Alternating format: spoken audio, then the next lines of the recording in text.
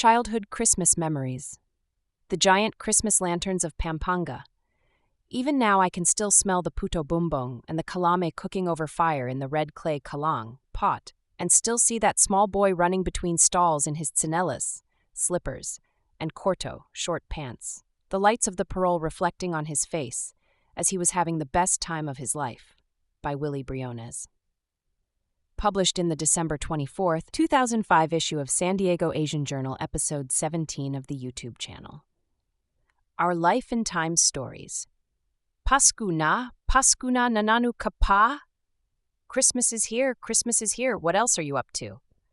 As soon as you felt those morning chills of December, you knew Christmas was in the air. As a child, you started imagining the fun the season brought, the glow of paroles, Christmas lanterns in the front windows of every house, the faint voices of carolers, which you earnestly awaited as your family's turn to be serenaded in your house neared, the incessant commotion in your household preparing for the Noche Buena, Christmas Eve dinner, the visit of your cousins whom you see only on Christmas Day, the traditions of Christmas you so longingly remember and still savor for the joys it brought. Parole competition. There was the parole competition in San Fernando, Pampanga, when all the barrios competed for the title of the best parole. As a kid growing up in one of the barrios, Santa Lucia, I marveled at the engineering of these paroles. Each barrio had their own secret electrical contraption, which they used to set and coordinate the pulsating play of electric lights, which numbered by the hundreds. I knew the master parole engineer of our barrio, and he never had any real education in electrical engineering. But oh, what he did with the paroles was something that always amazed everyone. I remember standing right in front of our barrio's parole, which was usually constructed where we used to live, and felt dwarfed by its towering height, over 15 to 25 feet, and to a small kid, that was enormous. These paroles were often the expression of the Bayanihan spirit, voluntary cooperation, whereby all the able-bodied men of their barrio contributed time in the construction, which usually started 3 months before Christmas. The women, on the other hand, helped prepare snacks and drinks for the men. Usually, each family was a toca assigned for a specific day of the work when they sponsored the food for the day. It was a time before television and the internet, so for the kids, this was the main event in the barrio. Of course, there was the doula radio drama, but Apo, grandmother, always had control on which station to listen to. So the next best thing for kids was to mill around the parole making. This was quite an event for us kids in the barrio, as we watched the frame of the parole start to materialize with bamboo, wood, metal, etc. The work usually went through the night, and the work area glistened with floodlights and sparks from welders. This was also a good time to play harang taga, pen di sara pen, or tumbang preso once we got bored in watching the parole making. Secret contraption. Once the frame is completed, it was propped up. Then the light bulbs were wired to a secret contraption. The lighting sequences were then tested. It usually was not much fun. The parole was still bare as the colored paper remained to be pasted and cover the little compartment of each bulb.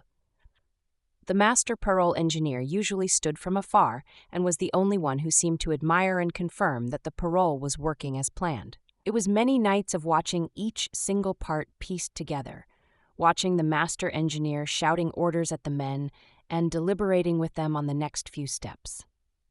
It just seemed like there was no master plan, and it was all in the head of the master engineer. After months of anticipation, the colored paper pasting was completed. The real fun was about to start.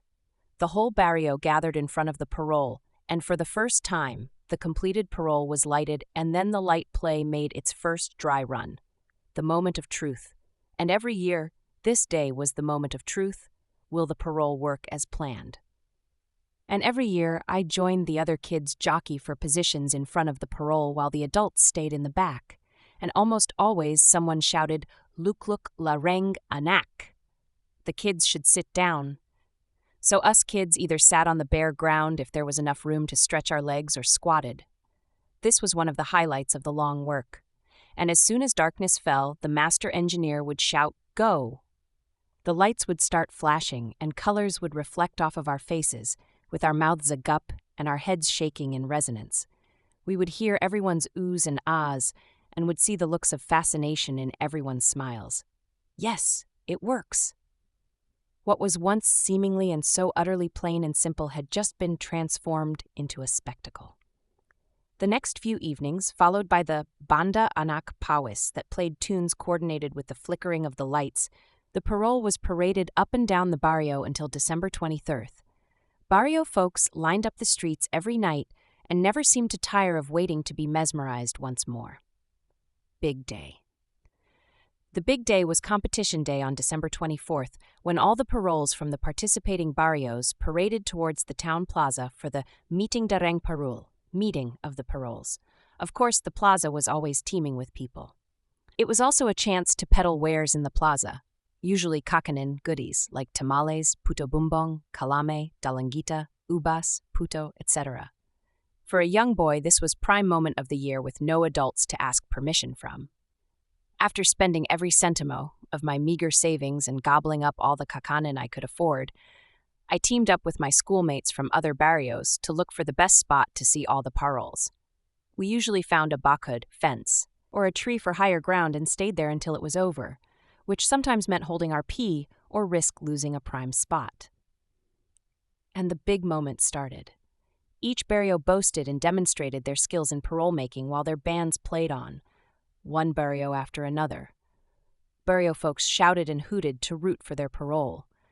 And by midnight, the winner was announced and the final claps and shouts ended the evening.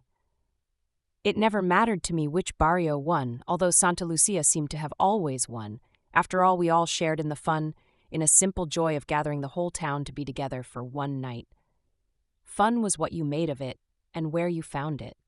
And this was always sheer fun that I always cherish. Even now, I can still smell the puto bumbong and the kalame cooking over fire in the red clay kalang, and still see that small boy running between stalls in his tsinelas, slippers, and corto, short pants, the lights of the parole reflecting on his face as he was having the best time of his life. The author Wilfredo Briones grew up in Pampanga and Manila in the Philippines. He has worked all over the world as a computer systems analyst and now resides in Northern California. And that closes the book on this matter. Subscribe to the YouTube channel, Our Life and Time Stories, to listen to more enjoyable stories like this. They are also contained in the books published by Papyrus Books with email address papyrusbooks@yahoo.com.